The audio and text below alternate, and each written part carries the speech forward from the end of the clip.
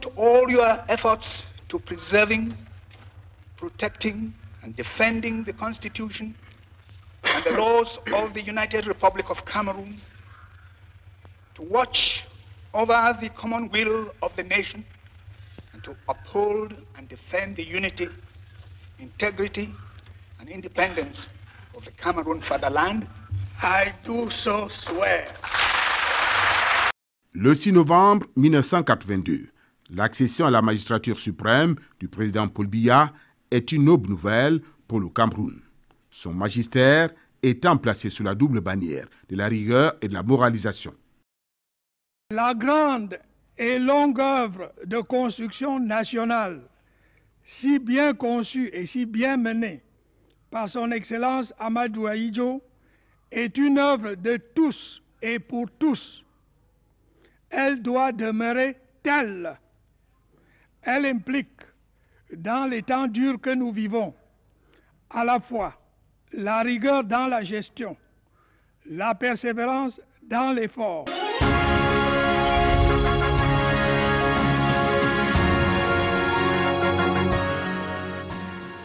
Les nouvelles espérances jaillies des profondeurs de la nation au lendemain du 6 novembre 1982 invitaient, ai-je dit, à une plus grande libéralisation et démocratisation de la société camerounaise. J'ai, de ce fait, engagé le pays dans la voie certes difficile mais salutaire de l'ouverture. Une ouverture que je souhaite et qui doit être consciente, tolérante et constructive, qui doit s'effectuer dans l'ordre et la responsabilité. Une ouverture que je considère comme un gage nouveau de santé et de maturité politique. J'entends résolument poursuivre cette ouverture dans le cadre de nos lois et règlements et dans le respect des intérêts fondamentaux de la nation. Ouverture à l'endroit des libertés publiques, notamment d'opinion et d'expression, facteur de créativité par l'éclosion et le débat d'idées, d'épanouissement par la participation.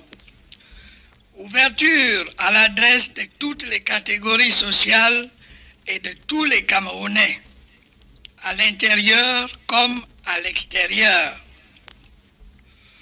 S'agissant de la démocratisation notamment, elle est un processus appelé à se concrétiser toujours davantage, à s'étendre, à se consolider dans le respect du nécessaire équilibre qui doit être maintenu de façon permanente entre l'ordre, la liberté et le progrès. Elle est l'une des options fondamentales et spécifiques du renouveau national. La volonté de démocratisation transparaît à travers la naissance du Rassemblement démocratique du peuple camerounais à Bamenda. Le Rassemblement démocratique du peuple camerounais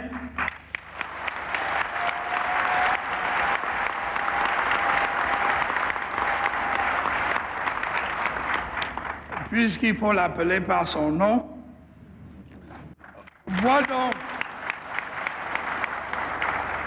voit donc le jour ici même à Bamenda ce 24 mars 1985.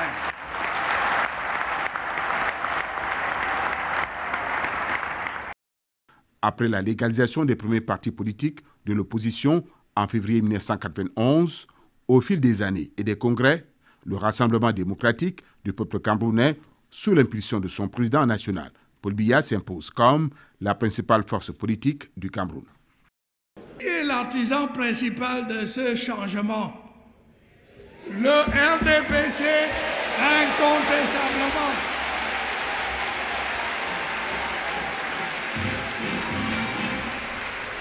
Lors de la présidentielle d'octobre 2018, Paul Biya, candidat du RDPC, remporte haut la main le scrutin avec 71,28%. Aux législatives de février 2020, Le RDPC rafle la mise avec 152 sièges sur 180. Des victoires éclatantes grâce à la maturité politique du parti, un programme politique convaincant, un projet de société cohérent, une représentativité territoriale inégalée. Notre parti, souvent seul contre tous,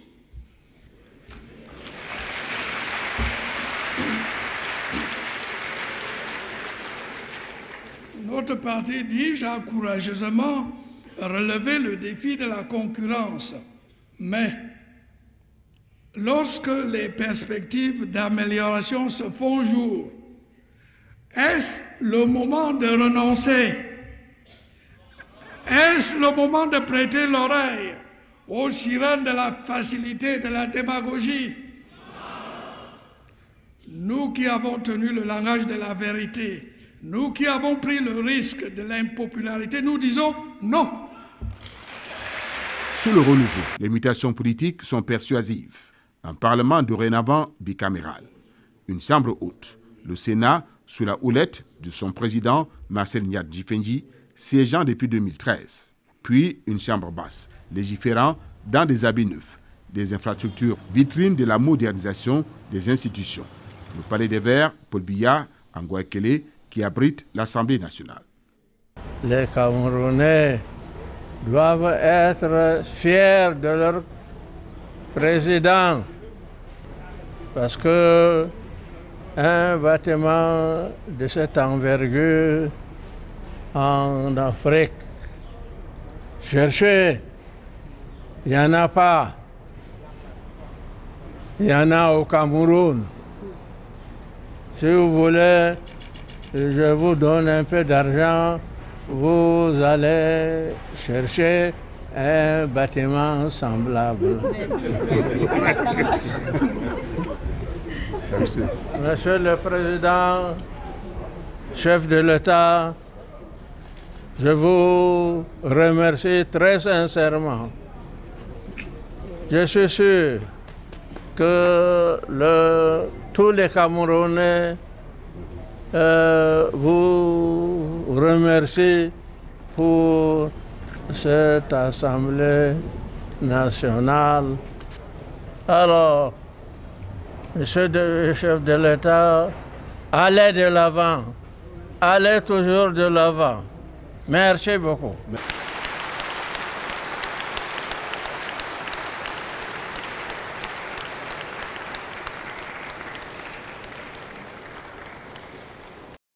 Le Conseil économique et social bénéficie également d'un bâtiment ayant fière allure au nouveau quartier administratif de Mbaladeu à Yaoundé.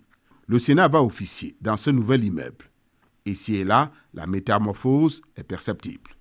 Merci, Monsieur le Président de la République, pour votre soutien sans faille. C'est le fruit de la vision d'un homme, le chef de l'État, son Excellence Paul Biya, qui a lancé un grand programme de modernisation des institutions de la République. Le Conseil économique et social étant l'une des plus vieilles institutions constitutionnelles qui existent depuis la Constitution de 1960. Dans un pays éminemment complexe comme le Cameroun, Paul Biya s'avère être le grand défenseur de l'unité nationale. N'est-il pas temps, où que nous soyons, dans la majorité ou dans l'opposition, d'unir nos efforts pour apporter notre contribution au grand chantier du développement économique et du progrès social, ainsi qu'à la consolidation de l'unité et de la cohésion nationale.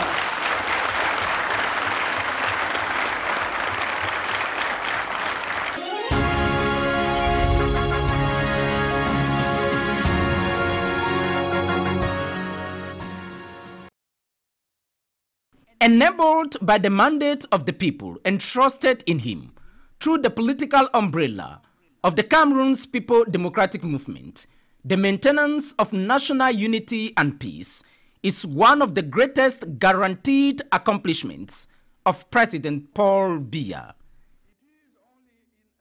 It is only in an atmosphere of peace and solidarity that we can plan for the future of our children and for a prosperous Cameroon. The first thing is peace.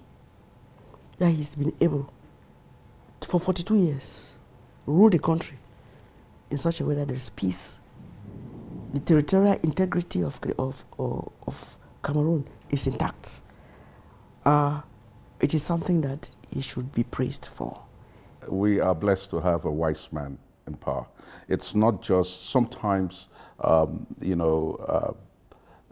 there is contempt in proximity. It is normal. The human being tends to be, not value what they have. The prophet is never known in his own home. It's even biblical.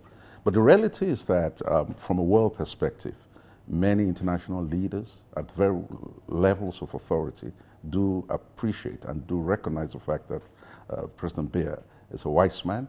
It's of incredible stature. And that is a blessing for Cameroon in the sense that here we are with a leader with such wisdom. He has enormous patience. He has the ability to forgive at the right time. He shows great restraint in his action. And of course, you can't deny the fact that all that reaction is based on the foundation of love. If you don't have love, you will not have that temperament to handle some of the delicate issues. And his patience is legendary. His ability to take his time and go step by step in a way where, obviously, I would say that is divine guidance in the sense that, he allows God to lead him. One of the ways through which this has been performed for the benefit of the people is the use of dialogue, which is one of the policy ingredients to solve the myriad of problems in a calm manner with concord. Je saisis cette occasion pour demander à tous mes compatriotes de faire leur devoir en allant au vote, contrairement aux appels au boycott de certains petits partis politiques. En tout cas, la démocratie marche au Cameroun, elle avance à grands pas et j'en félicite des Camerounais. Giving expression to individuals, giving expression to communities, be they ethnic communities, religious communities, social groups, in the whole spirit of liberalization, opening this public space, which creates concord, which creates the national discourse, which creates a sense of belonging to one another, but all that in a manner of in presenting a nation state. Of course, we have what follows after, the laws of 1990 on the liberties of association, the Constitution, most recently in its amendments, Constitution of 2008, which was amended. We have Articles 15, 16, and 25 of the preamble, which guarantees these freedoms and which actually are the bedrock of a state of national concord in a country, a mosaic nature, of a mosaic country like ours. National unity in this country is something we need to hold really dear, given the fact that in a country like ours, with about 250-something languages, different tribes, it is always very difficult to unite these tribes. But our president has done so much to see that there is peace, there is unity in this country. We really do appreciate and love him for being our president. The President Paul Biya is a lover of peace, unity, and prosperity of all Cameroonians. That is what he has been doing for the past 42 years. The organization of the Tripartite Conference, plus 30 years ago, and most recently, the major national dialogue to seek a collective constitutionally based solution to the upheavals in the Northwest and Southwest regions, attest of President Paul Biya's penchant for community-based initiatives to keep Cameroon one and indivisible. Il y a eu le grand dialogue, il y a les lois sur la décentralisation, le statut spécial, la loi sur le bilinguisme et les conseillers régionaux. Since 1982, the steps he went through and the decision he always takes. You know, when people are waiting for the head of state to take a decision on the right side, he will take you to the left one, which is the best one. The most recent is the National Grand Dialogue National. You know, and we all witnessed them, we were part of, and we can see today how the implementation is going, you know, step by step. Everyone's heritage is very important because that is the past. That is where you came from. Wherever you're going, you must remember the past. And the president masters that. I mean, there is nothing as good as that, because this country would have been a complete chaos if you had a president who did not understand that the people must look behind and then look in front at the same time. So he is, and we have to help him to ensure that we have what is most beautiful from the Commonwealth, and make sure we build this country following those standards. Commonwealth is good at standards. Commonwealth is good at independence. Being independent without stepping on the stones of others. That is so important, you know, and loving the environment. Britain is beautiful at this, loving the environment. You know, I mean, that whole projection is something which we cannot forget. Small and mighty. The president has seen that, and he's using that to make the country remain one and indivisible.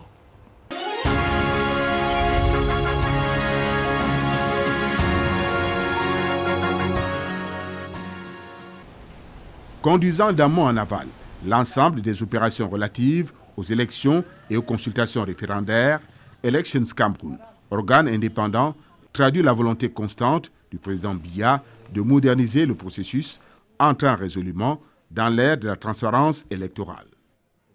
Elecams travaille dans le cadre des lois et des règlements. D'abord la Constitution, les lois et les règlements. Donc, ce qui fait que notre action est bien compartimentée et bien organisée et régimentée. Donc, ce qui fait que nous ne pouvons pas travailler, n'est-ce pas, en vase clos et de n'importe comment. Et effectivement, Elecams travaille dans le cadre des commissions mixtes qui comprennent les acteurs du processus électoral, les partis politiques, l'administration, même l'administration judiciaire, les forces de sécurité. Donc c'est pour vous dire que c'est un tout. C'est pour cela que notre système est inclusif. Et quand je parle donc des commissions, c'est d'abord pour assurer la transparence, l'objectivité et l'impartialité. Et ce qui est encore plus intéressant dans cette commission, c'est qu'il y a un PV de déploiement des opérations de vote. Si bien qu'à la fin, chaque membre de la commission signe et il a son PV. Donc, chacun a son PV et chacun connaît ses résultats. Dans le monde, notre système est l'un des meilleurs dans ce sens. Et c'est ça qui fait que, malgré les récriminations, malgré les contestations, à la fin, c'est le PV qui fait foi. Et chacun a sa copie. Donc, chacun peut agréger ses résultats. Et avant même la proclamation officielle par les instances officielles, chaque acteur connaît son résultat. Bon, maintenant, comme c'est la politique, chacun peut dire ce qu'il veut. Comme ici, les Camerounais de la diaspora peuvent désormais accomplir leur devoir civique en votant. Une première instaurée par le président Biya.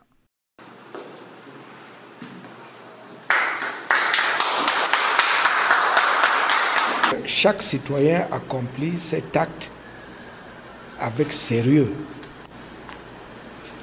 C'est ce que je viens de faire. Et je me félicite de ce que j'ai l'immense bonheur d'être parmi les Camerounais qui ont la possibilité d'accomplir cet acte. Aux réformes politiques se greffent de nombreuses réformes économiques. Capitale économique du Cameroun, Douala, métropole riche de son passé historique, connaît un boom urbain sans précédent, s'assimilant à la ville la plus moderne de la sous-région. Désormais érigé ici, le deuxième pont sur le Vouri, facilitant la fluidité de la circulation de jour comme de nuit. Le secteur des transports est également en pleine métamorphose. On notera parmi les principales réformes la création des ADC, Aéroports du Cameroun, en 1993, qui aura pour préoccupation majeure de gérer les 7 aéroports. À date donc aujourd'hui du renouveau, on peut citer 4 aéroports internationaux et 9 aéroports régionaux. Il y a ensuite la création de l'autorité aéronautique, la CCAA, qui aura pour mission de faire respecter les normes en termes de sécurité et de sûreté. Et cette société va être créée en 1990 pour ce faire. En 1998, nous avons connu la création de l'autorité portuaire nationale, l'évolution du chantier Conseil national des chargeurs en 1998 également, et la création des ports autonomes de Douala, Kribi et Limbe. Les rénovations opérées au port autonome de Douala sont le reflet fidèle de la modernisation de l'outil portuaire, à l'aune de la visite du président Paul Biya à Douala en octobre 2011. En 2011, le président annonce 3 projets majeurs. Le premier, c'est celui de la sécurisation physique, périmétrique du port de Douala-Bonabéry. Ce projet majeur, structurant, est mis en œuvre et les travaux de la phase 1 et 2 sont achevés. Et ces travaux font qu'aujourd'hui, le port de Douala, qui était blacklisté, est un port qui est sûr. Et nous sommes d'ailleurs une référence aujourd'hui. Tous les ports de la côte ouest africaine, y compris ceux de l'Afrique centrale, viennent s'inspirer de notre expérience. Aujourd'hui, il n'y a plus de vols, il n'y a plus de destruction de marchandises. Nous sommes en mesure de voir les navires qui entrent dans l'espace maritime camerounais à partir de la bouée d'atterrissage à 50 km d'ici. C'est pour dire que ce projet qui a été annoncé par le chef d'État est venu donner au port de Douala-Bonabéry une dimension internationale, puisque désormais nous sommes conformes aux règles du code ISPS. Le deuxième projet qu'il a annoncé, c'était la construction des infrastructures d'accollage. L'accollage, c'est l'ensemble des opérations qui permettent de décharger, charger les navires, charger les camions, entreposer, sécuriser. Et parmi les actions qui ont été mises pour mettre en œuvre cet engagement du chef d'État, nous avons entrepris depuis 2016 de reconstruire un certain nombre de quais qui menaçaient de s'effondrer. On a construit les silos d'entreposage, on a construit 8 silos qui sont tout neufs pour entreposer des denrées alimentaires comme le blé, le maïs, le sucre.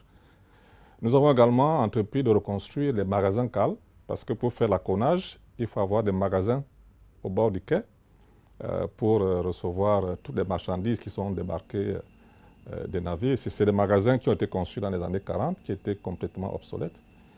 Et cerise sur le gâteau, nous avons repris le contrôle du terminal conteneur.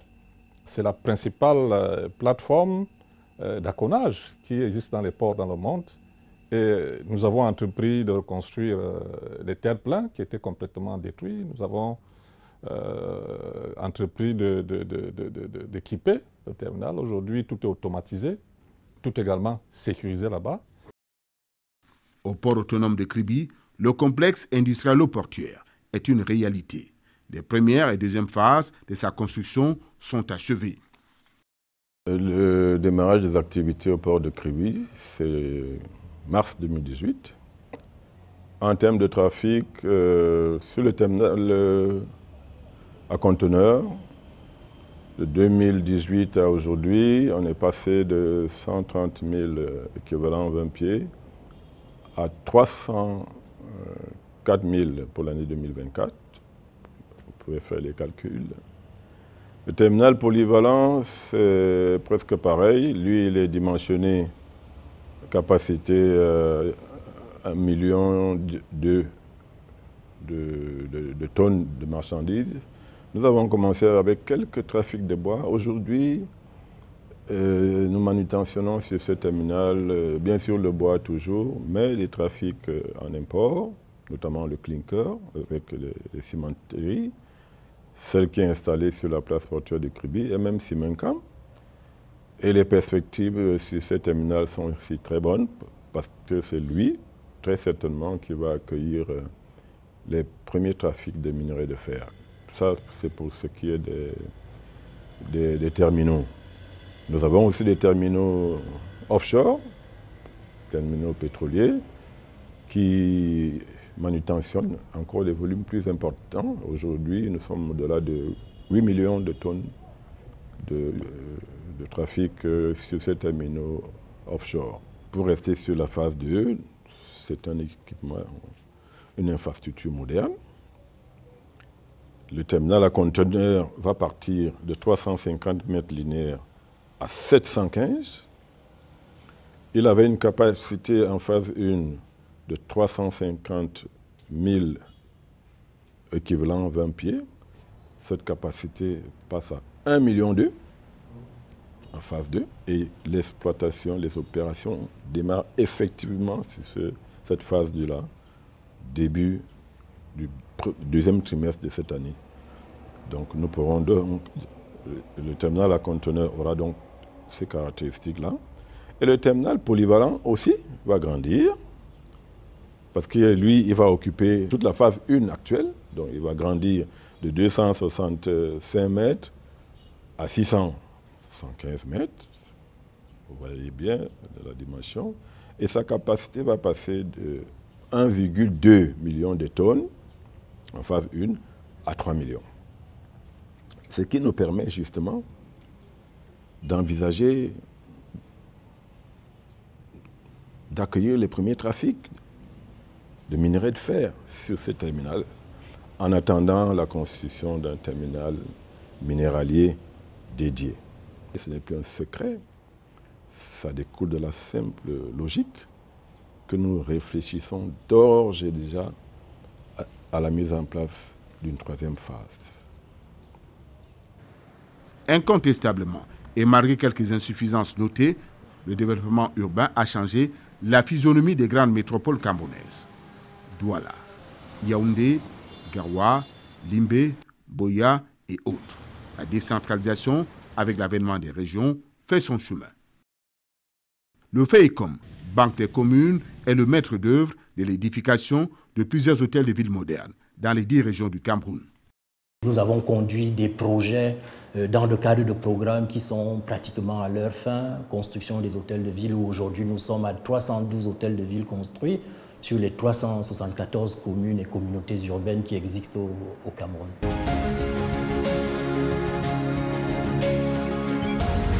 Le boom hôtelier est certain avec la construction de plusieurs hôtels de classe internationale. Le Hilton Hotel de Yaoundé, 5 étoiles, mais aussi bien d'autres, grâce aux facilités offertes par le gouvernement aux opérateurs économiques privés. Sur le plan économique, conformément à ce que je sais, le chef de l'État a ouvert les vannes. Quand il dit ouvrir les vannes, c'est le chef de l'État a permis à ce que les agréments se donnent dans tous nos ministères comme des petits bouts de pain. Il suffit seulement de savoir. Le chef de l'État, non seulement il donne les agréments, mais il a mis sur pied une agence d'appui appelée API, Agence de promotion pour les investissements. L'État vous accompagne à un taux de douane 0. Mais en retour, l'État attend que vous employez les Camerounais, vous payez ses impôts.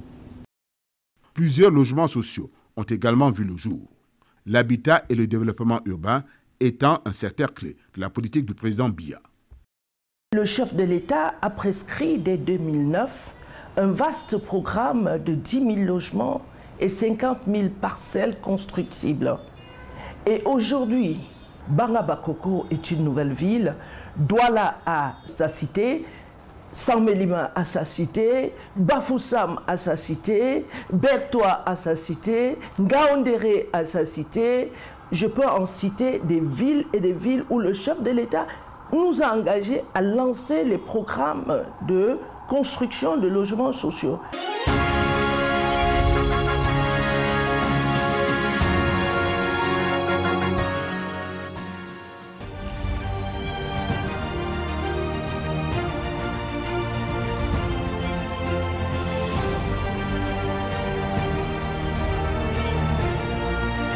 En matière d'infrastructures routières, beaucoup de chemins parcourus depuis le 6 novembre 1982. Nous sommes passés de 55 000 km de route que nous avions en 1982 à 121 773 km de route. Donc nous avons des routes dans notre pays. De 1330 km de routes bitumées que nous étions en 1982, nous sommes rendus à 10 234 km de routes bitumées en fin 2024. Dès décembre 2025, nous allons livrer d'autres axes routiers, du Métain-Yoko, etc., et qui vont donc participer à l'accroissement du linéaire des routes bitumées dans notre pays. Nous avons ainsi bitumé l'importance l'axe Yaoundé-Bafoussam, Babadjou, parce que Yaoundé-Bafoussam, Babadjou est bitumé, Babadjou-Bamenda est également bitumé. Nous avons bitumé l'important axe Samelima-Brazzaville, Ouesso-Brazzaville. On ne le dit pas assez, vous pouvez partir de Yaoundé aujourd'hui à Brazzaville sur une route bitumée. C'est la vision d'un homme, Monsieur le Président de la République, pour ouvrir le Cameroun vers cet important marché. Nous l'avons bitumé. Nous avons bitumé la route Mengan-Samelima. Nous avons bitumé la route Bachua-Erkarbe-Manfé-Ekor. Nous avons bitumé la route Bamenda-Kumbo. Nous avons bitumé la route Marwa-Bogo, Marwa-Mora. Nous avons bitumé la route Ngaoundéré-Garwa.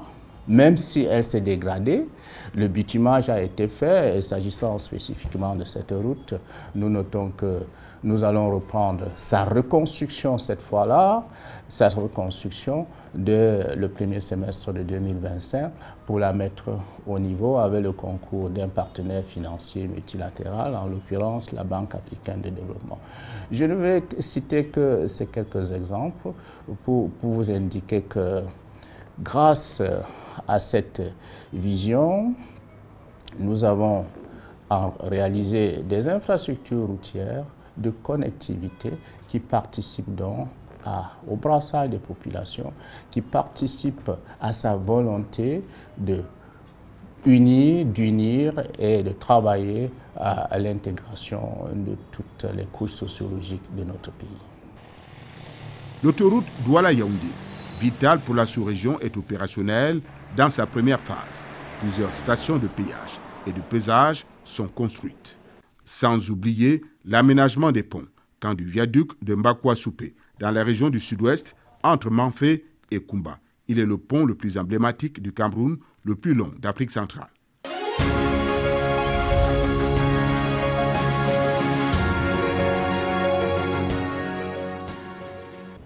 Sur le plan économique toujours, l'industrialisation se poursuit avec la construction de plus d'une demi-douzaine de cimenteries. In Cameroon, as you know, first of all, we have now group-wide 52,000 in cement. We have over 31,000 people working for us. In Cameroon, we are now doing only cement. As you know, that all our businesses, we do in Nigeria, the one that we do outside Nigeria is only cement business.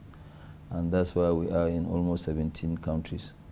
But in Cameroon, we are also looking for other opportunities, of which to start exporting porcelain from here to Nigeria and most likely gypsum. We are looking at those opportunities. We are also looking at the opportunity of agriculture here, and also the other area where we are deeply looking into is the gas-based industries. Cameroon has a lot of gas reserves, but it has not been tapped. And that is the kind of opportunity we are looking for. We are looking for that kind of opportunity. So I've discussed this with Mr. President extensively, and he encouraged me that we should continue to talk to their own, to talk to their government and see how they could help in getting us, some of these, gas, and we'll set up some gas-based industries, either petrochemicals or urea plants. Des usines de transformation du cacao fleurissent comme ici à Kekem. Le chef d'État aujourd'hui a aidé beaucoup de jeunes à pouvoir se positionner. Il est bien vrai, l'industrie n'est pas facile. Preuve en est, aujourd'hui, M. Néossi a bâti une grande industrie. C'est grâce aux incitations, à la facilité donnée par l'État. En 2019, le Premier ministre était ici pour inaugurer cette industrie. Nous sommes tous conscients que s'il fallait seulement investir de mes propres poches, moi, je ne pouvais pas le faire. L'État aussi a contribué en majeure partie par rapport à cette œuvre. Je dis encore également merci au chef de l'État, vraiment qu'il aille de l'avant. Depuis le comice agro-pastoral de Bolova en 2011, Paul Biya opte pour l'agriculture de seconde génération, creuset d'une autosuffisance alimentaire. C'est de l'agriculture qu'est née la puissance de l'industrie. Les Camerounais sont déjà forts dans le secteur tertiaire, le commerce, les banques. En fortifiant l'agriculture, vous allez lancer le Cameroun vers une véritable émergence. Moi, j'ai confiance. Il y a eu des évolutions qui ont été faites en termes d'amélioration de semences avec les instituts de recherche. Il y a eu des semences qui ont été mises en œuvre pour permettre d'augmenter le rendement agricole. Il y a eu un certain nombre de projets qui ont été mis en place qui visent à former les paysans à l'adoption de nouvelles pratiques agricoles qui devraient permettre de rendre rentable l'agriculture parce qu'il était question de passer d'une agriculture de subsistance à une agriculture commerciale. Pour ce qui est de la mécanisation, une usine d'assemblage de tracteurs a été créée à Bolova. À date, 1000 tracteurs ont été assemblés et distribués à des petites et moyennes exploitations. Une deuxième vague est arrivée à Bolova, environ 230 tracteurs, mais cette fois-ci complétée par des engins de désenclavement des bassins de production. Vous restez vous-même agriculteur dans l'âme? Mais toujours. Merci toujours. Dans le domaine de la pêche, c'est un nouvel envol qui est en gestation. C'est un secteur sensible, c'est un secteur important et stratégique, comme vous le savez. Vous savez que nous importons beaucoup trop de poissons. Et cette importation dérègle notre marché, notamment. Mais il approvisionne le marché en produits d'origine animale, notamment halieutique. Le développement de l'aquaculture est central. Il s'agit de compléter ce que la pêche de capture ne nous donne pas. Vous savez que nous avons une pêche de capture qui est limitée, avec un effort de pêche de 50 bateaux. Effort de pêche, c'est dire tout simplement que nous ne pouvons pas faire plus de 50 bateaux, sinon nous passons en surpêche. Donc il n'y a que l'aquaculture pour pouvoir densifier la production halieutique du Cameroun. Aujourd'hui, le Cameroun a une autosuffisance en matière d'approvisionnement du marché en ce qui concerne la filière avicole. Le Cameroun n'importe plus de la volaille. Le Cameroun n'importe plus les œufs. Le Cameroun produit et exporte une partie de sa production nationale. Nous consommons ce que le chef de l'État attendait, nous consommons ce que nous produisons. Des avancées significatives sont notées dans les domaines de l'eau et de l'énergie. Le projet d'alimentation en eau potable de la ville de Yaoundé, à partir du fleuve Sanaga, Pipes en abrégé, apporte 300 000 mètres cubes d'eau par jour pour la capitale et ses environs. Au moment où le chef de l'État prend le pouvoir en 1982, le taux d'accès à l'eau était de moins de 30%. Mais aujourd'hui, nous sommes à 80%, le taux d'accès des populations à l'eau potable.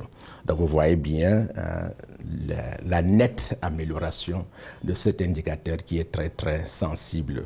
Et pourquoi on arrive à ce taux? C'est grâce aux principaux investissements qui ont été réalisés, d'abord dans les grandes villes où des stations d'alimentation en eau potable ont été construites dans tous les chefs-lieux de région aujourd'hui. Ces projets-là soit sont en cours de construction, soit ont été construits. Quand on regarde dans le septentrion, Il y a un projet qui est en cours au niveau de la ville de Marouane, d'alimentation en eau potable, qui va permettre d'avoir un volume suffisant pour toutes les populations de la ville de Maroua. On est déjà au moins 40% de taux de réalisation. Il y a un autre projet similaire qui est en cours de développement dans la ville de Garoua. Il est également réalisé au moins 30%. Et dans la ville de Ngaoundéré, le projet est quasiment achevé. Le taux de réalisation autour de 90%. Donc dans les prochains mois, ce projet-là sera mis complètement en service. Dans les grandes villes comme Douala, il y a Diato, et dans la ville de Yaoundé, vous faites allusion au projet PAEPIS, où on a changé de paradigme. Maintenant, on veut dimensionner les projets pour viser le long terme. Donc le PAEPIS vise effectivement le long terme et permet d'apporter l'eau aux populations de Yaoundé pratiquement jusqu'en 2040. Et c'est 300 000 m3 d'eau supplémentaire qui arrivent. On peut étendre cela à 400 000 m3 et ce projet, il est aujourd'hui fonctionnel. Depuis l'année passée, en août, on l'a mis en service et les populations de la ville de Yaoundé commencent déjà à sentir les effets. Il reste tout simplement de développer les extensions en termes de construction des lignes de transport de cette eau-là pour permettre aux populations qui sont dans les quartiers les plus éloignés, d'avoir accès à l'eau potable. Au niveau des zones rurales, parce qu'il y avait une disparité entre le milieu urbain et le milieu rural. Au niveau des zones rurales, les efforts ont également été faits de manière substantielle. Chaque année, c'est entre 7 et 8 milliards que nous mettons à la disposition des collectivités pour les projets d'adduction en eau potable. Et le gouvernement, dans le cadre des projets spéciaux, par exemple dans le Septentrion, on a un projet de 3000 forages, 1000 ont déjà été réalisés et ce projet devra continuer pour dire que les efforts sont conjugués avec le gouvernement central et les collectivités aussi pour améliorer l'accès à l'eau potable dans les zones rurales. En matière d'énergie, à côté de nouvelles centrales à gaz, la construction des barrages, Lompangar, Memvele, Nachigal vise à améliorer l'offre énergétique du Cameroun pour soutenir son économie. Aux années 82, le taux d'accès à l'électricité était de moins de 20%, mais aujourd'hui, on est autour de 73%. Et le Cameroun est très bien placé dans le classement de la Banque mondiale, là où on classe les pays en matière de taux d'accès à l'électricité.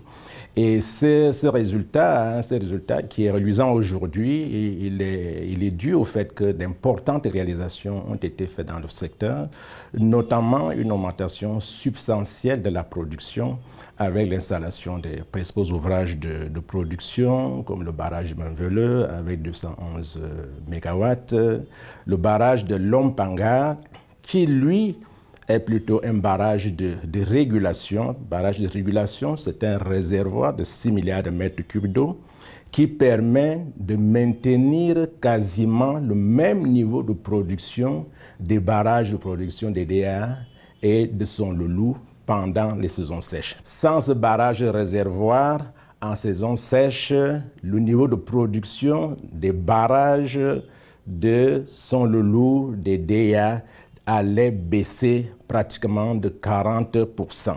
Donc, le barrage de réservoir de Lompangar vient améliorer la compétitivité du bassin de la Sanaga. Et notre grand ouvrage de production est celui de Nachigal. Nachigal, avec cette machine, la 7e machine, vient d'entrer en production, ce qui injecte dans le réseau 420 MW. Donc, il faut donc dire que pendant cette période, le chef de l'État a amélioré substantiellement le niveau de production. Mais la production seule ne suffit pas, parce qu'on peut produire, mais l'énergie va rester au niveau des barrages.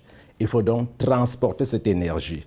Le chef de l'État a décidé de la création d'une entreprise de transport d'électricité, tout simplement pour booster les investissements en matière de transport d'électricité. Avec donc cette entreprise qui est la Sonatrel, beaucoup de projets ont été développés, de nombreux postes de transformation ont été améliorés. Nous avons conçu des lignes de transport pour améliorer, par exemple, le niveau de la tension au niveau de Bafoussam. À Bafoussam, c'était difficile d'avoir l'énergie dans les localités éloignées comme à Foumbane, par exemple. Mais aujourd'hui, avec le poste d'interconnexion qui a été construit à Bafoussam, avec la ligne 225 000 volts qui a été construite pour alimenter Bafoussam, Bafoussam est devenu le hub d'alimentation pour l'ouest et le sud-ouest.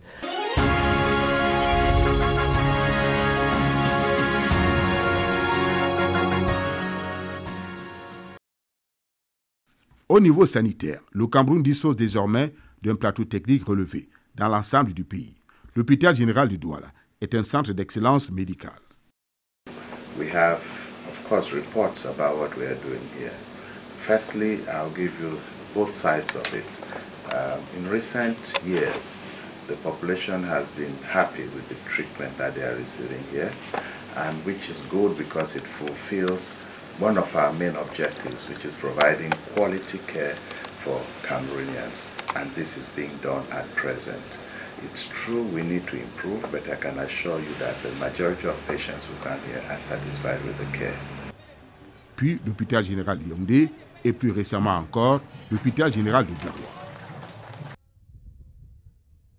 Le plan d'urgence triennal pour l'accélération de la croissance économique s'est inscrit dans cette logique d'amélioration des conditions de vie des Camerounais.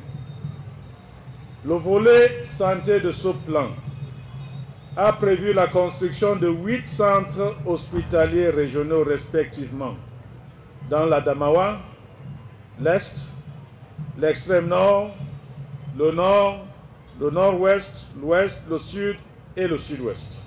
L'avènement des centres hospitaliers régionaux vise à enrichir la cartographie des infrastructures de haut niveau, mais aussi de compléter et de renforcer l'offre en soins de santé. L'autre finalité de ces structures est de limiter les référencements en rapprochant davantage les populations des services de soins de santé complexes. En d'autres termes, il est question de restreindre les déplacements à l'étranger et même à l'intérieur du territoire national des personnes en quête d'une prise en charge sanitaire optimale.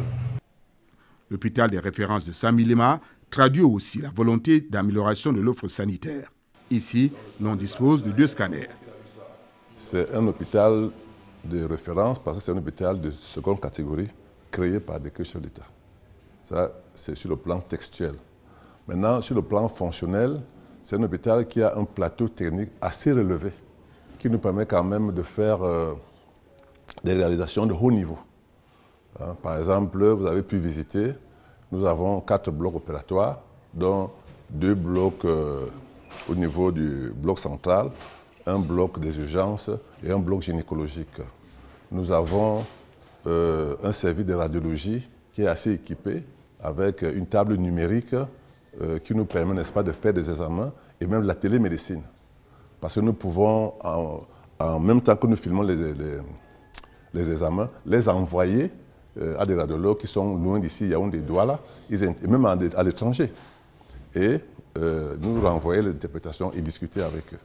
Nous avons 2 scanners, dont un scanner 8 barrettes General Electric, qui fait en sorte que nous faisons des examens, on va dire, courants, des examens de routine. Ça permet, n'est-ce pas, immédiatement, et l'interprétation est immédiate. Vous faites le scanner aujourd'hui, vous avez l'interprétation immédiatement après. Le Centre hospitalier de recherche et d'application en chirurgie endoscopique et reproduction humaine, CRASER, est une aubaine pour la mère et l'enfant. Plus de 500 bébés nés ici grâce à la procréation médicalement assistée. 513 bébés depuis que nous avons commencé. Le président Paul Biya et son épouse nous ont permis de faire ce travail. Ils nous ont offert une plateforme où nous pouvons nous exprimer. Je pense qu'ils sont fiers de ce travail et je suis sûr que comme tous les Camerounais, c'est un travail qui a été fait.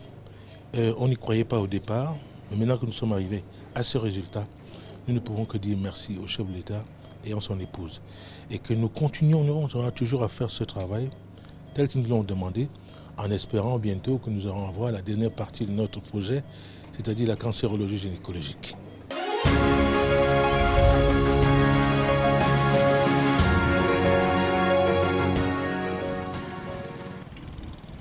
Au niveau de la gouvernance universitaire, le Cameroun franchit un saut qualitatif. D'une seule université d'État en 1982, le pays compte actuellement 11 universités d'État, dont une dans chaque région. De nombreux instituts privés de l'enseignement supérieur complètent le tableau. Le président Paul Biya a opéré une révolution copernicienne au niveau de l'enseignement supérieur. Lorsqu'il accède au pouvoir le 6 novembre 1982, le Cameroun ne compte qu'une seule université d'État. Puis, le 19 janvier 1993, il crée 6 universités d'État. Et depuis lors, il n'a cessé d'en créer. Aujourd'hui, le Cameroun compte 11 universités d'État à raison d'une par région, sauf pour le centre, qui en compte 2. Yaoundé 1, Yaoundé 2. Il y a également des universités internationales. Le Cameroun abrite le siège continental de l'université panafricaine créée par l'Union africaine, pour ne citer que celle-là. Je peux également citer l'université inter-État Congo-Cameroun à Saint-Mélima. Alors, évidemment, au-delà de cela, l'enseignement supérieur a opéré une autre mutation fondamentale, c'est la professionnalisation. Au départ, l'université était une université qui dispensait surtout le savoir savant, le savoir théorique, le savoir fondamental, négligeant quelque peu le savoir pratique, ce que nous appelons l'acquisition des compétences. Aujourd'hui, grâce au président Paul Biya, l'université fonctionne en système bimodal. Savoir savant, d'une part, savoir pratique, d'autre part, avec comme corollaire l'employabilité des diplômés. Nous ne souhaitons pas, le président Paul Biya ne souhaite pas que les étudiants, une fois formés, deviennent des chômeurs. C'est la raison pour laquelle il a mis l'accent sur l'employabilité, sur la professionnalisation, sur, et ça c'est très récent, c'est depuis 2023, le 25 janvier 2023, loi d'orientation de l'enseignement supérieur, sur l'université entreprise et le statut de l'étudiant entrepreneur. Désormais, les universités ont la faculté juridique de créer des entreprises décentes, des entreprises sécurisées, des entreprises légales. On peut citer également l'acquisition, l'adoption du système LMD, licence, master, doctorat, qui permet, entre autres plus-values, qui donne à l'université la possibilité de professionnaliser et même d'instituer ce qu'on appelle le parcours individuel de l'étudiant. Donc, les mutations sont légion. Aujourd'hui, il y a 10 facultés et instituts de médecine. Il y avait une seule école normale supérieure et une seule N7 quand le président venait arriver au pouvoir. Aujourd'hui, il y en a 9. 5 écoles normales supérieures et 4 écoles normales supérieures d'enseignement technique. Également, les écoles nationales supérieures polytechniques, il y en avait une seule. Aujourd'hui, il y en a 4.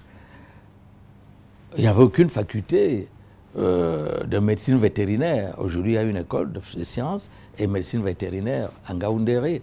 On ne faisait pas la pharmacie au Cameroun, on n'étudiait pas la pharmacie au Cameroun, ni l'odontostomatologie. Aujourd'hui, dans presque toutes les facultés de médecine, il y a également la pharmacie et l'odontostomatologie. Et je n'oublierai pas la grande révolution qui concerne la digitalisation des enseignements.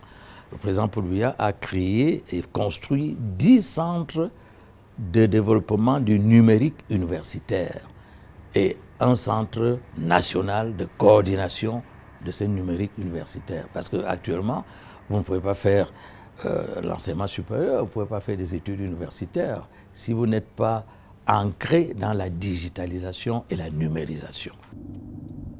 Au cœur de la cité éternelle, Rome en Italie, l'université Tor Vergata En visite officielle dans ce pays, le 22 mars 2017, le président de la République, Paul Biya, est honoré par la conférence des recteurs des universités italiennes. Ses efforts inlassables pour améliorer l'enseignement supérieur au Cameroun et développer une politique culturelle avant-gardiste sont reconnus sur la scène internationale. Pour cela, il lui est remis une distinction honorifique, la médaille d'or de la conférence des recteurs des universités italiennes.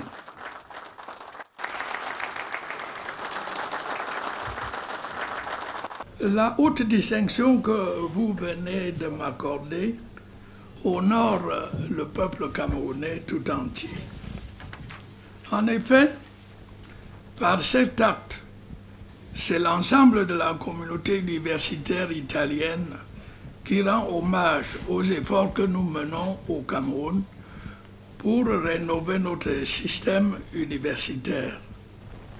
Nous le faisons dans la sérénité, l'harmonie sociale et l'intégration de toutes les cultures nationales endogènes. Nous nous soucions également de la promotion du bilinguisme anglais et français, héritage de notre histoire.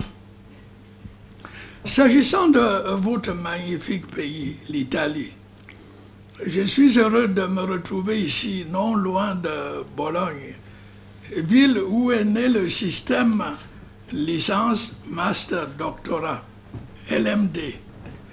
Je rappelle que les chefs d'État d'Afrique centrale, dont je suis, ont adopté officiellement ce système le 11 février 2005 à Libreville.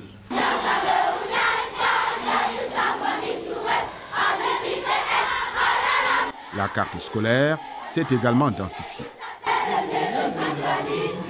The idea of the head of state before him, was that schools should be brought closer to the people. And what did this mean? It meant that we had to open more and more schools in the various locations. So you're talking about, I like to begin with technical because that's an area that is close to my heart. You're talking about 21,107 teachers with 824 schools. And for public schools, you're talking about 2,023. And private schools, you're talking about 1,639. In short, there has been an increase, a terrible increase. Such an increase that, to the point that we really cannot have the an adequate number of teachers to cover the population. The present head of state is very focused on secondary education. He's also very focused on technical education. Remember in this last speech here, he told the children, you are the generation that is closest to technology. Therefore, take advantage of what technology can give you. That is what the schools are doing. That is my intention as Minister of Secondary Education. The first thing we do is to make sure that we democratize education. I can use that word. That is to say that we take education to all the corners of Cameroon. And how do we do that? By using distance education. Today we're talking about so many lessons that are all digitalized and making sure that when you're in Yaoundé, you can teach the students in Limbe. You can teach the students in Bakassi. You can teach the students in the Noon. You can teach the students in the North, and how do you do it? By Zooming classes. So we are doing that, and that is working so well. Il y a aussi pour nous, dans l'éducation de base, la création de beaucoup d'écoles. Dans chaque arrondissement, il y a au moins 1000 écoles. Et à cette étape, on a plus de 19 000, presque 20 000 écoles. Et il a insisté que les écoles doivent être proches de nos enfants. Nos enfants ne doivent pas marcher très loin pour aller à l'école. Donc, ça ne serait plus efficace. dont on dit merci pour tous. Et tous les enfants ont droit de l'école. Et il a insisté. L'école primaire et maternelle au Cameroun, c'est gratuit. Si quelqu'un demande l'argent, il faut nous dire pourquoi il demande l'argent, parce que le chef de l'État lui-même a donné ça gratuitement. Donc chaque enfant a l'opportunité d'aller à l'école. Aussi, il a insisté de l'éducation inclusive. Donc les enfants handicapés, les enfants avec des problèmes physiques doivent aller à l'école. À cette étape, ils nous ont instruits d'assurer que toutes les écoles ont les rangs pour les enfants qui utilisent les moteurs pour aller à l'école. C'est très difficile, c'est coûteux, mais on va commencer petit à petit en sachant que le chef de l'État est toujours derrière nous. Malgré les difficultés économiques, l'État continue à recruter les jeunes dans les forces de défense et de sécurité, dans la fonction publique, tout en modernisant l'outil de gestion. Il faut tenir compte de ce que nous sommes désormais une fonction publique de poste de travail. C'est-à-dire que nous définissons des postes dans chaque administration et il faut du personnel pour pourvoir à ces postes, au cas où ces postes seraient vacants. C'est ainsi qu'il y a chaque année un plan de recrutement. C'est ainsi que, entre 2006 et 2024, nous avons recruté dans le cadre de ces concours administratifs 76 564 personnels dans divers secteurs de l'administration publique. Et ce travail se poursuit. Depuis les années 2000, il y a eu, dans le cadre de cette modernisation, d'abord des systèmes pour une gestion efficiente des ressources humaines et de la solde, avec ici, au ministère de la fonction publique et de la réforme administrative, le système CIGPES, et au ministère des Finances, le système Antilope pour gérer la solde. Après une vingtaine d'années, ces deux systèmes ont montré déjà des limites, ce qui est normal, parce que dans ce domaine, les choses vont vite, très vite.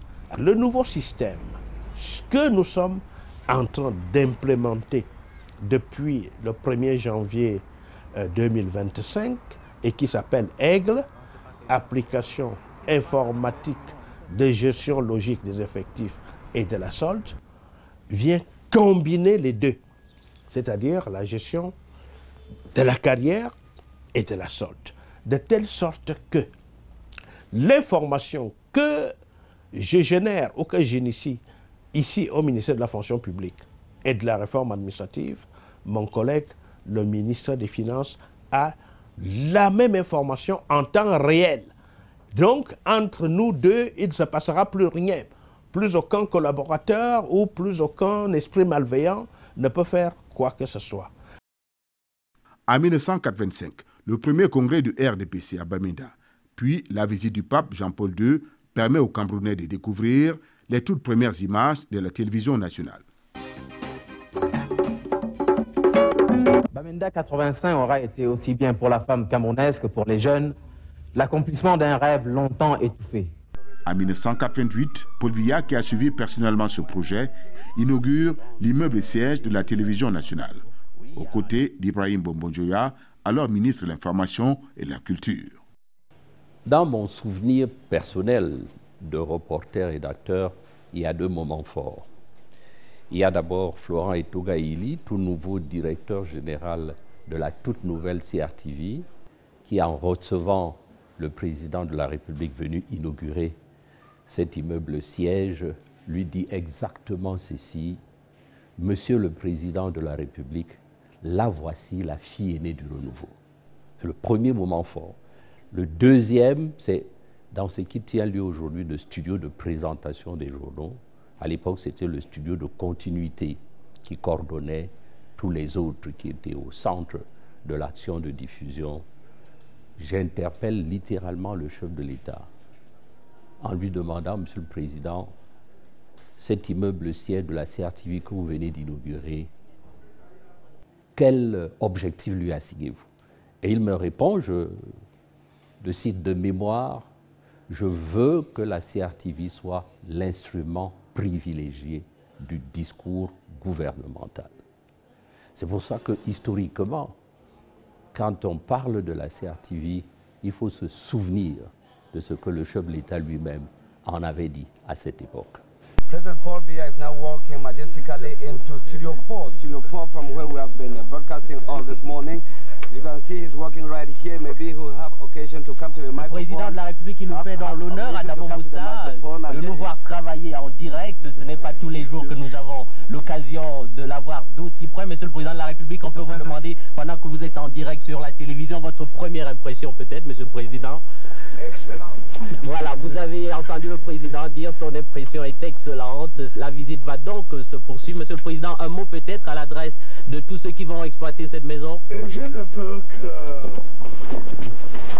vous encourager et formuler des vœux de plein succès à l'équipe de l'Office de radiodiffusion et télévision du Cameroun, qui est un levier majeur, comme vous le savez, non seulement pour l'information, mais pour l'éducation, l'orientation de l'opinion publique nationale. Alors, dans cette œuvre difficile, vous pouvez compter sur l'appui et la sollicitude du gouvernement en général et du président de la République en place. Merci infiniment, monsieur le président. Le président, donc, en direct sur votre antenne, qui vient de répondre à chaud à nos questions. Merci infiniment, monsieur le président. Et nous vous laissons poursuivre votre visite. La CRTV est le premier projet d'envergure du président de la République. C'est un projet auquel il tenait particulièrement, parce que historiquement, la radio, c'était vraiment l'affaire du président Amadou Ahidjo. Quand le président Paul Biya arrive, et d'ailleurs, une anecdote que je tiens du professeur Mendozé, qui, comme vous le savez, était l'un des premiers acteurs de la mise en place de ce projet, quand il va présenter le projet au chef de l'État, cet immeuble n'a que, dans ce premier projet, 6 étages. Et le professeur Mendozé me raconte, j'en profite pour saluer sa mémoire, que le chef de l'État lui a littéralement balancé ça à la figure en lui disant « Si vous manquez d'ambition, vous devriez avoir de l'ambition pour votre pays. Je veux quelque chose de plus imposant. » C'est pour ça qu'on se retrouve aujourd'hui dans une tour de 11 étages. Donc ce projet est le premier projet emblématique de l'ère du renouveau, de l'ère du président Paul Biya.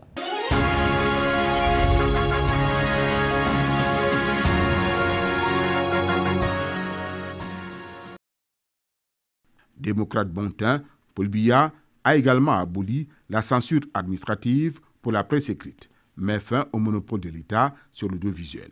Dans une liberté de ton inégalée, des centaines de chaînes de radio et de télévision servent un auditoire varié. Et aujourd'hui, comme vous le savez, nous avons à peu près 600 organes de presse. Sur la place publique, nous avons une centaine de télévisions. Nous avons à peu près 200 radios, dont des radios communautaires. Et donc, les Camerounais peuvent accéder à l'information et savoir ce qui se passe. Les journalistes peuvent exercer leur métier librement. Et ce qui est tout aussi remarquable et qu'il faut souligner, c'est la liberté de ton. Les journalistes que vous êtes savent ce que c'est, la liberté de ton. Ils peuvent s'exprimer. Il n'y a pas de tabou dans l'information, dans la communication. Et sans prétention, nous pouvons dire, c'est pas parce que nous sommes Camerounais, nous pouvons dire que le Camerounais est sans doute un des pays africains où les gens s'expriment librement.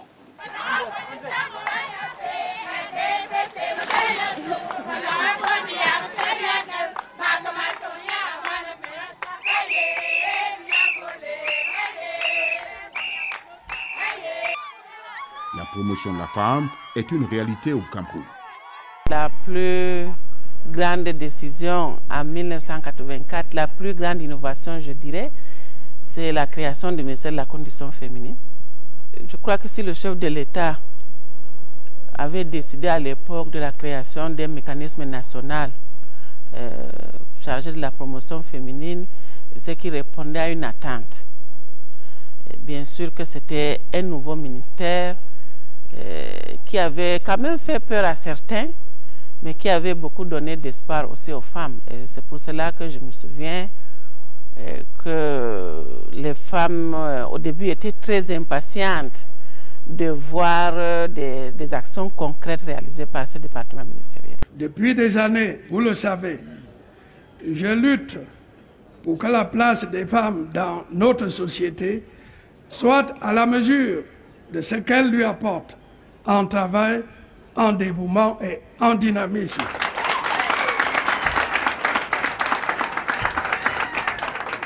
Ce combat, nous allons le poursuivre ensemble.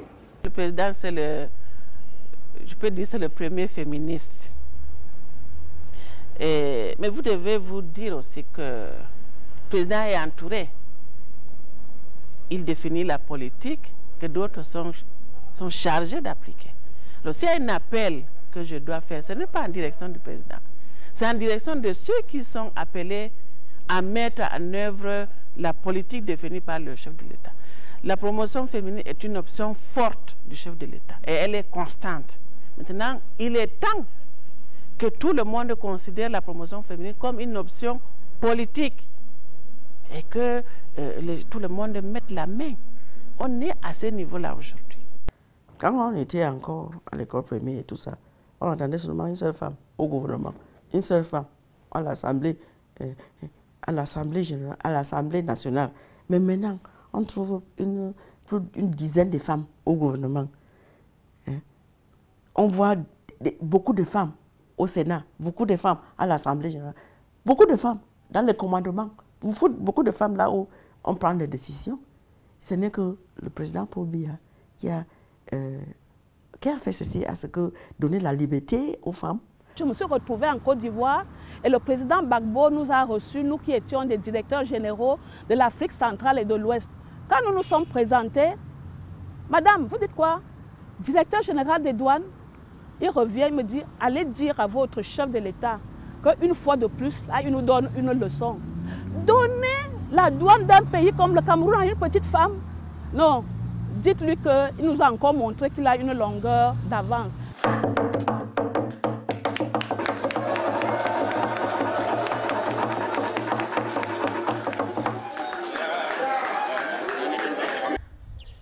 Le secteur des arts et de la culture connaît également un regain de dynamisme.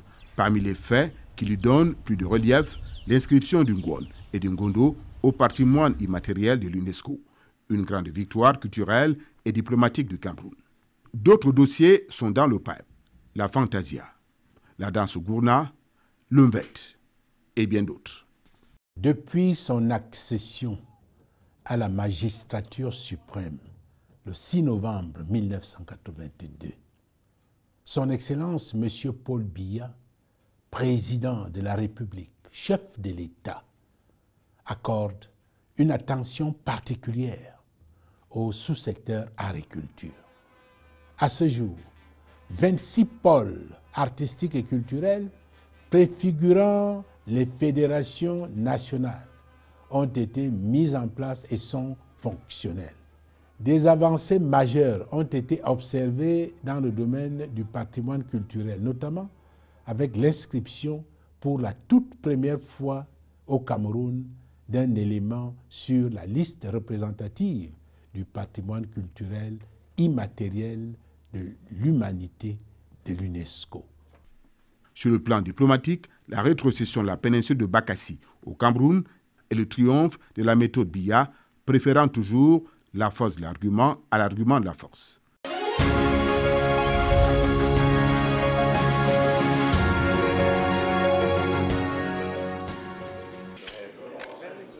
An accomplished diplomat by all standards, President Paul Biya is the first ambassador of Cameroon to market the country globally, as evidenced in this 1986 encounter with the American leader Ronald Reagan at the White House. Our nation is bilingual, English and French, and is therefore fertile ground for American investors. Our two governments have signed an agreement on the reciprocal protection of investments, which will certainly encourage them. Assistance from the American government has been of great help to us, particularly in the fields of agriculture, education, and health. We do appreciate the contribution of the United States to our social life and hope that the number of cultural exchange programs will increase. Since our foreign policy is based on international cooperation, we count very much on the United States. The three main pillars of BIA's diplomacy are based on the preservation and the protection of our sovereignty, and secondly, to make sure that Cameroon should never interfere, non-interference in any country's domestic affairs. And also the third pillar, I did say it, is the settlement of conflicts, any different or any conflict between countries by dialogue and respect. So it is based on these three pillars that the President of the Republic has really articulated his own and main objective in diplomacy. A towering global success story for the most peacefully ended border dispute between two countries since the end of the Second World War, the legally resolved Bakassi issue between Cameroon and Nigeria is one of the resounding diplomatic victories of the BIA years. Before I came to the scene, Nigeria and Cameroon could not resolve the issue. And Cameroon had gone to the ICJ, International Court of Justice. That was the stage I came in as elected president.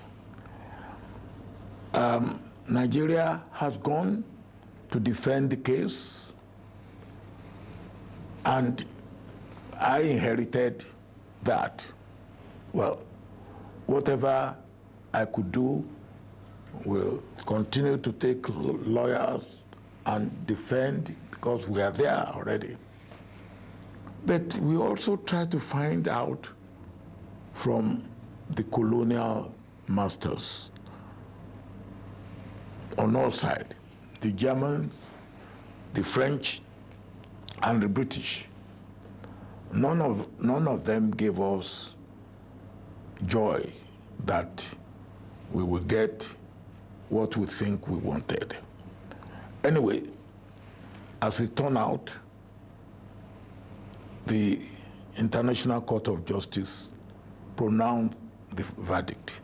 But before the verdict was pronounced, may the soul of Kofi Annan rest in peace, Kofi Annan called both of us, President Paul Biya and myself, and said, look, you are two brothers, and I'm your brother. Let us agree one thing. Whatever may be the outcome of this at the ICJ, both of you should agree to accept it.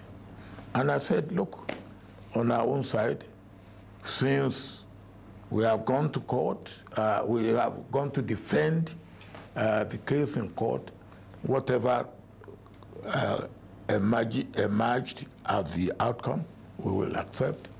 And President Paul Biya said the same thing. It turned out that the verdict was in favor of Cameroon. Well, there are some people in Nigeria who felt that we should not obey the verdict of the ICJ, since we were occupying about, I think, over 2/3 of Bakassi. Their view is that hold what you are occupying. And I don't believe that, because if we are a member of an organization and we believe in rule of law, we should allow that. Un bon règlement est un règlement où il n'y a ni vainqueur ni vaincu. C'est, je crois, le cas. Et je serais tenté de dire que nous avons peut-être donné l'exemple. Human life is something that cannot be traded or bought. Because when that air, that breathing space that God gives you goes out, you are off. We see lots of countries. I'm sure you don't even know where I'm coming from. People are dying in wars. Give you an example. Today, the DRC is declaring war against Rwanda. There's war between the Israelis and the Palestinians. There is war between Ukraine and Russia. Do you know how many people are dying? And what is the immediate cause of all this? Territory. If the president did not value the lives of Cameroonians and said, you are my blood and I will not spill an inch of this blood, I will go through diplomacy. Do you know how many people would have died in the conflict between Cameroon and Nigeria, the Bakassi Peninsula? But he used diplomacy. And victory was achieved without a single Cameroonian losing a member of their family. My dear brother, let's not talk about propaganda. Is that not a tremendous victory? That's a tremendous victory. Another person who hasn't got the people at heart would have said, oh no, it's war, like the others are doing. But if the president has chosen the path of diplomacy, it is because he cares. Today, with more than 50 diplomatic posts worldwide, Cameroon is one of the champions of multilateralism, with a stable government which President Paul Biya presented to Italian investors and academicians in his visit to Italy back in 2017. Nous sommes venus ici aussi avec 26 hommes d'affaires camerounais. Nous pensons que des rencontres doivent avoir lieu pour ficeler de nouveaux projets. En tout cas, je les félicite pour la confiance qu'ils nous ont faite en investissant chez nous. Le pays est par ailleurs stable. C'est rare aujourd'hui de trouver un gouvernement qui dure 30 ans.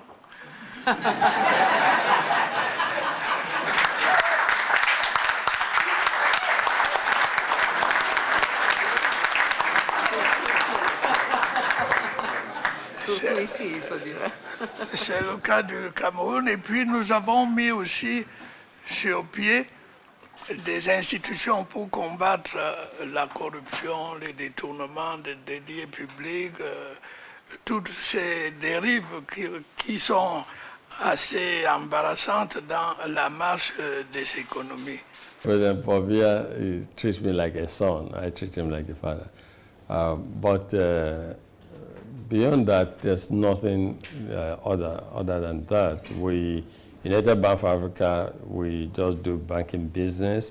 We support the government. We help the infrastructure. We've done business 17 years here, and so far so good. No issues, nothing, and there's freedom of operation, their business operation. We make money. We support the economy. We see ourselves as a local company operating here. We want to support more entrepreneurs to succeed. The Dangote Group presence in Cameroon is something that we can put directly at the credit of the President Paul Biya. First of all, because From what I heard from the President Alhaji Aliko, the President Paul Biya has personally invested his action for obtaining us this land, which was a very strategic land because, you know, we have a jetty. So that is the first element that proves the trust put in us by the President Paul Biya. And on that, in return, what we did is that we have introduced in the market a higher grade of cement, which is the 42.5R, for the first time in Cameroon. And not only introducing that, we have introduced that at a very affordable price compared to the previous pricing that was already in force in the country. The President Alhaji Aliko Dangote is in a very good, close relationship with the President. And as he has promised, when he was decorated by the President, he is now going into building a new factory in Cameroon, our second factory. The positioning of Cameroonians in international organizations, such as Issa Hayatou, who became the first African, the only, to be the president of the International Football Federation, FIFA, as a diplomatic force for quality human resources, demonstrates how President Paul Biya has treasured his compatriots. I, Philemon Young, solemnly declare that I shall truthfully perform my duties and exercise the functions entrusted to me as President of the General Assembly of the United Nations in all loyalty, discretion, and conscience, and that I should discharge these functions and regulate my conduct with the interest of the United Nations only. Today, estimated at about 6 million people, the Cameroonian diaspora has had their lives touched positively by President Paul Biya, as they can both invest in the country and vote to choose their leaders back home. We love our country, we want peace in our country, and we will fight for peace in our country.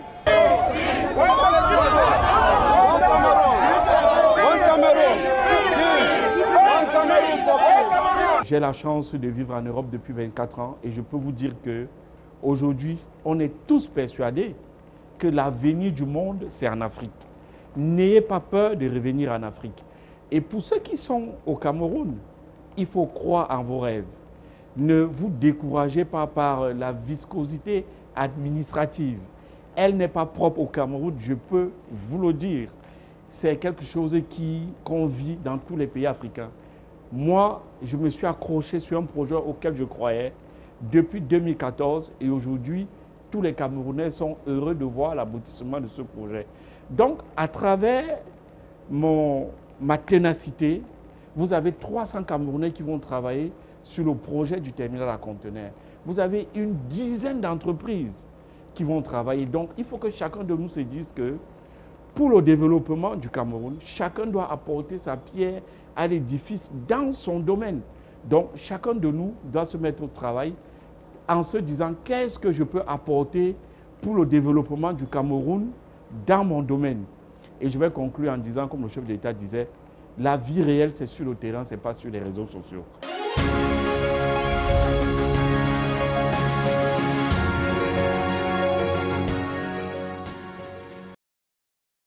En sport, le Cameroun joue désormais dans la cour des grands. Des infrastructures modernes sont créées. Le palais polyvalent des sports de Yaoundé, les stades de Japouma, de Limbe, Bafoussam, le stade Rumdi Adja de Garoua ou encore celui de la réunification à Douala et même le stade Mbappé-Lépé sont entièrement réhabilités. Sur le plan des performances, il y a le rayonnement incontesté sur la scène internationale. Françoise Mbango est double médaillée d'or olympique.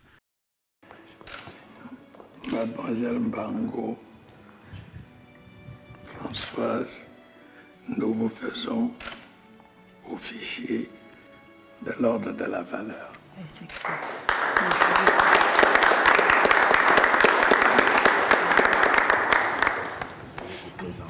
La médaille olympique. Donc, je vais la sortir de son coffre. Vous êtes le premier Camerounais à l'avoir vu de plus près. Merci. Merci beaucoup. Elle est très belle. Elle est très belle. Merci.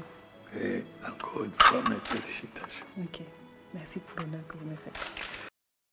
Puis 1984, avec la première victoire et le premier trophée, les Lions indomptables en Coupe d'Afrique des Nations à Abidjan. Abega, en dribble, se rabat au centre, Abega. Abega, toujours. Abega, Mila, Abega, le but!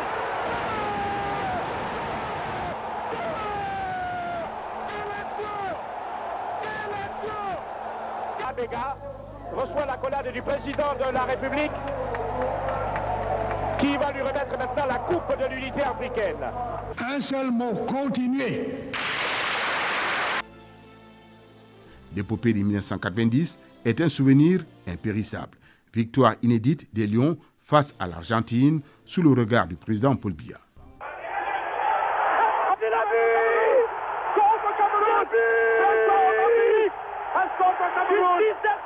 And justice has been done. The WWE Lions lead 1-0 against the reigning African champion. Qui a dit que les oracles n'existent pas, Ben Benjamin? Puis une place en quart de finale grâce au génie de Roger Mila. Le voilà, Roger Mila, 30 mètres du but. Le voilà, ballon pour Ekeke. But! But d'Ekeke! Redonnez le ballon à Roger Mila. Ekeke qui vient de rentrer et qui donne l'avantage au Cameroun sur une 19e minute, millimétrée. Mia, c'était une idée de vous, comme on l'a dit? C'est vrai.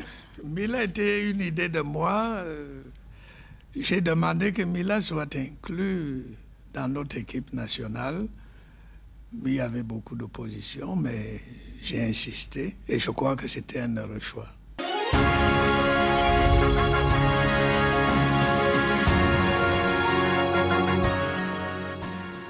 Le président Biya qui s'est vu le démocrate ouvert.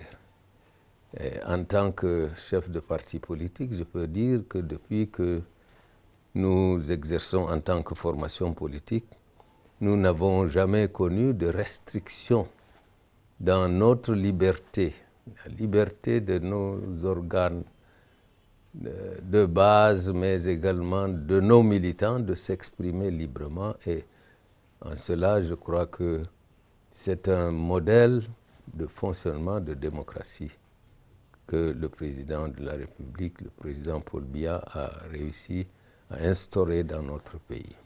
J'ai observé un homme très intelligent, une très grande culture et sachant parler le français. Un homme d'un savoir-vivre très raffiné. J'ai vu un homme très patient, d'une très grande sensibilité, mais sans émotion apparente. J'ai vu un homme si discret qu'on le croirait timide. J'ai observé un homme d'une très grande bonté et d'un altruisme hors du commun. Mesdames, Messieurs, le Cameroun a la chance d'avoir en Paul Biya un homme d'État, un grand homme d'État, un très grand homme d'État, un homme de paix à qui nous devons la stabilité et la considération que connaît notre pays. Le président Paul Biya, dès le début et jusqu'ici, est resté très pondéré. C'est ce qu'il faut dans un pays moderne, dans un pays compliqué, dans un pays diversifié. Et quand je dis que c'est compliqué, ce n'est pas que le pays est mauvais, c'est notre situation. Mais il est important et le chef de l'État continue à être pondéré et c'est pour cela qu'on trouve des solutions aux problèmes que nous avons. Depuis 1982, depuis 1975, on a constamment eu des problèmes par-ci, par-là. Mais chaque fois, les solutions sont bonnes. Et je crois que c'est ça qu'il faut regarder. Et il y a de hauts et de bas, et notre président a pu gérer tout ça. Et je crois que pour cela, on devrait plutôt le féliciter, dire qu'il fait du bon travail. Cette année, plus spécialement, nous irons à la redécouverte du président Paul Biya dans ce qu'il a d'intimement unique et qui en fait un homme d'exception, dont la personnalité demeure nimbée de mystère. Car c'est grâce au président Paul Biya, à ce qu'il est et à ce qu'il fait, que notre pays se laisse percevoir d'année en année comme un pays d'exception, tandis que le peuple camerounais est de plus en plus regardé comme un peuple d'exception, guidé, voyez-vous, par une vision d'exception. Quel serait le plus beau titre qu'on pourrait écrire sur vous en disant Paul Biya, : vous souhaiteriez quoi comme image en finale? En finale, Paul Biya, l'homme qui a apporté à son pays la démocratie et la prospérité.